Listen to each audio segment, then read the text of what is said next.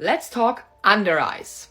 Puffiness, hollowness, or under eye circles. When we go into the store, we usually find one eye cream for everything, but that cannot be working, right?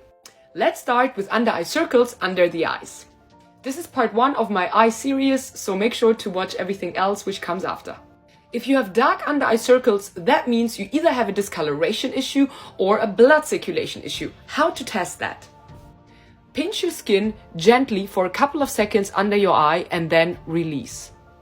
If your skin maintains dark, then your skin is probably discolored and you can help with skincare. So you can use absolutely an SPF on daily basis under your eyes and look into retinol and vitamin C to brighten that area up and lighten up the skin, so to speak. If your skin, after pinching it, becomes rosy and the darkness disappears, then you have a blood circulation issue.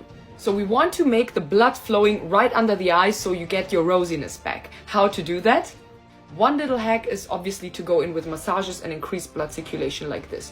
But if you really want to enhance it, start with facial exercises because you will move the muscle and the muscle movement will also increase blood circulation. See you in part 2.